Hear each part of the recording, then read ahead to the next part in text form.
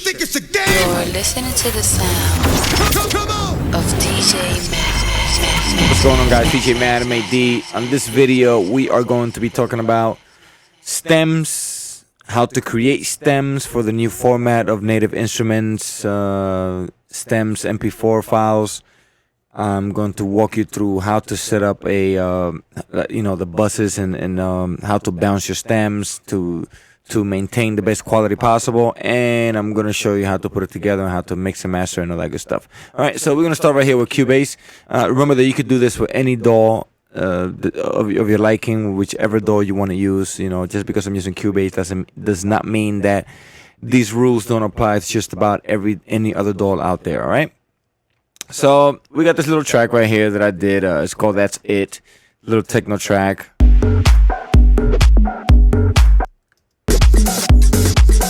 Alright, so that's what we got going on. And the first thing, we wouldn't really care about the track or whatever the case may be, how it sounds. The video's not really about the track. It's about what's going on here with the buses and whatever. So if we open the stem creator, if you guys don't know where to get this or what am I talking about or whatever the case may be, just go to Native Instrument stems or Google Native Instrument stems and watch the video so you can learn a little more about this. This is really good for DJs that use Tractor or record labels that want to release an alternate version of their track so they can create more revenue and the DJs can have a little more control of their favorite tracks. So right here, I need a drum track, I need a bass track, a synth, and a vocal track. And then I need a master file so I can go back and forth from the master to the stem mix. So, being the fact that I already know, and I know those by heart already because I already done a few stem files, and I already released it on my label, Digital Wax. You go check it out on Tracksource and Beatport and all that stuff.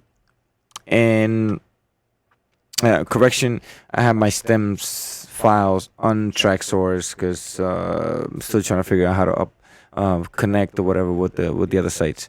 But enough of that, enough of the shameless plugs. So I got a bass, kick, percussion effects, synth, which would be leads or the lead sound, the case may be, and vocals. And then I bust everything into an all track, which I have a couple of processors, whatever, blah, blah, blah. Blah blah blah, and then it goes to the master channel. Okay, so the first thing that you want to do is bounce a master file. Okay, because the master file is going to go right here, and you don't want to. Come on, oops. Let me go back to here. So the first thing you want to do is it's already there, and go to bounce. It's already there. Let me just create a new folder. Call it stems. Stems files. Okay. And this one's going to be, that's it. The next thing you want to do, you want to put this on 24-bit. You want, high resolution. You can put it on 32-bit, but I don't know. I haven't tested that with the stem creator, so I'm just going to keep going the safe zone and stay on the safe zone and do it on 24-bit. Wave file, it works best with wave. I think you can use IFF, but I've been doing wave, so I'm just going to keep it there. And we're going to bounce that, all right? So we're going to speed the process up on this one because, the bouncing takes a little bit, so we're going to speed that up real quick. All right, there you have it. So that's the first bounce. And now to bounce the stems, the first thing we got to understand when it comes to stems is we are going to be adding a limiter and a little bit of compression towards the end. So we got to mute the main limiter, compressor, whatever. In this case, my main mute is the API 2500. So we are going to mute that. Now you're going to notice a drop of volume on my voice when I turn this off because I am playing my vocals through the master. It's going to sound like this. It's a little bit lower. Don't matter. Just put the volume up. And we are going to start bouncing the stems. In this case, because everything is already being routed to, everything is already named, you don't want to solo. What you want to do, you want to mute. So you want to mute the, let's say you want to start with the bass stem. So you want to mute the everything else. So now you only got the bass. And it's great that I actually did that because now I can hear that there's something that's out of content. So let's open this stuff up. And we can see right here that these things right here should be on the percussion.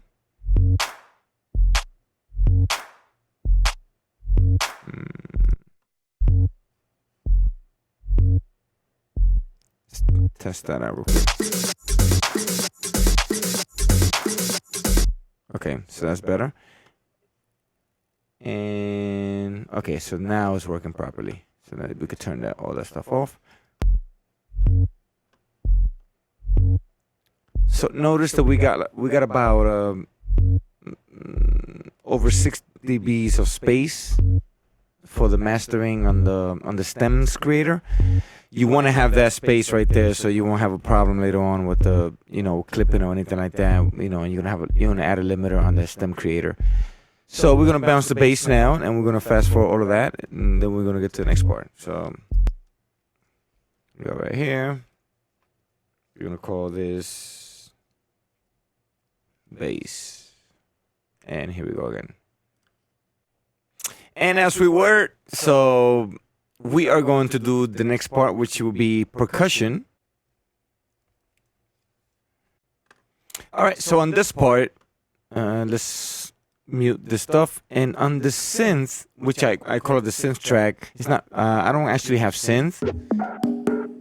I actually have the lead percussive sound. So the reason why I did that is because usually I will have some synth sounds or some strings or whatever the case may be. In this track, it doesn't have that, so I have to have something that's kind of like the lead of the track. So I decided to separate those percussive leads and put them by themselves. So when the DJ, if they don't want to play the lead percussive part, they could just mute that out. So we're gonna bounce that real quick, and we'll be right back. And last but not least, we are going to bounce the vocals, which is not really that much of a vocal, it's just a simple sample.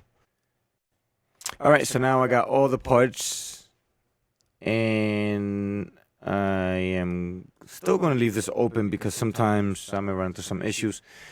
But now that I got the stem creator, I'm going to open this up and dump it right here. Then, where's the master? Yeah, that's it, right here. Put it right there.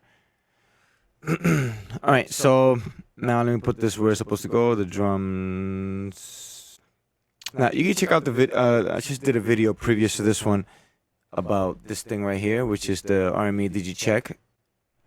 So if you guys own RME, this is definitely useful. The one thing I don't like about the stem creator is that they don't have an analyzer or whatsoever. So in my case, I'm cool because I have this, but they definitely need to add like an analyzer so you can not only hear but also see where you're at. So let's compare the stem mix with the master file. There you go.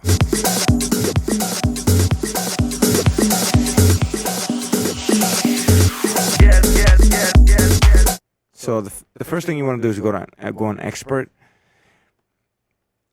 And one thing that automatically they have like some settings and whatever the case may be. I usually don't touch the compressor whatsoever. I just leave it where it's at on 50%. The limiter, I go and I lower the release all the way down to 0, so I could keep all the attack and all that stuff. And then I just bring down the compressor a little bit.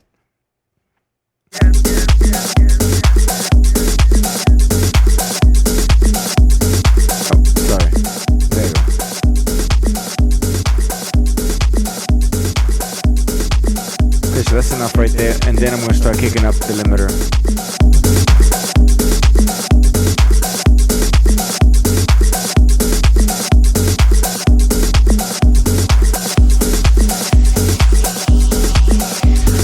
Yes, that's it. Yes, that's it. Yes, that's it. Yes, that's it. Yes, that's it. Yes, that's it. Yes, that's it. Yes. So basically what you got to do is just start pulling this little knob, this fader down, so the volume can start going up, and then you go back and forth comparing the volumes and the attacks and the high end to make sure that it sounds as similar as it could possibly sound. It's never going to sound exactly the same because you got four parts playing at the same time, and you don't have the exact master chain. For example, on the master file, I used the API 2500. In this case, I'm only using a limiter and a compressor that Native Instrument decided to use. Whatever they did. Obviously, it's not a high-end compressor, which they actually said that on their when they were talking about the stems creator. The stem creator is actually, I keep putting an S on it. But as long as you do the right steps, like I just showed you a few seconds ago on the mix and the bounce and all that stuff, you should be able to get a good result, just like I got right here. And if you compare over here with the meter, they look pretty similar to each other. So let's go to a part where it has bass.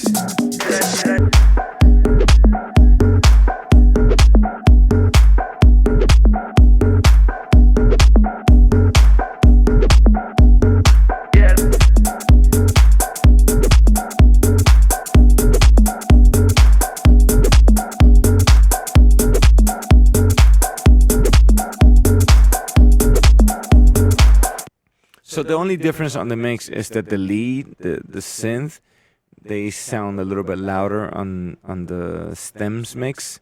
But the good thing about that is that the DJ themselves, if they don't want it to be so loud, they can actually lower the volume on it just a tiny bit. The problem is when it's too low. So it's better for you to actually be a little bit louder than too low, because they can control the faders on that. And basically that's it, man. Once you finish with that, you fill all this stuff up. You can just drag and drop your artwork there. Open this stuff right here. For labels, your ISRC code should be the same as the original track, the regular MP3 or .wav file. If the catalog number, the catalog number has to be a new catalog number. Producer, mix, whatever. That's the simple stuff. But the good thing about this is that you could also, this is not only for labels. You as a DJ, you could create a whole bunch of patterns of stuff, and you could get very creative. Like, for example, sometimes I'm the type of person that I like to have multiple remixes of the same song. And instead of you loading, 4 different mixes and loading them over and over, you could just have the main song and have a whole bunch of remixes on top of each other, so you can just switch between tracks, and it sounds like you just have the ultimate mix. So that's a really cool thing about this thing. I hope you guys enjoy this, and if you guys have any questions as far as the stem creator, leave your comments on the thingy below. And most importantly, is Native Instrument has a whole bunch of videos, and they talking about this stuff. Some of the videos are a little confusing because they Native Instruments, I guess they're based out of the UK or whatever, and their accent is a little not as sometimes we kind of get a little lost. Me as being in America, it's kind of difficult to understand their lingo sometimes, stuff like that. So. But regardless of what, if you know the terms and stuff like that, just watch their videos if you want to learn a little more about that, and so on and so on. Again, guys, thank you so much. If you like these types of videos, please like and subscribe, so that could encourage me to continue doing these types of videos and keep on moving forward. Thank you for watching, and I'll catch you on the next one. You think it's a game? You're listening to the sound Come on! of DJ Mac.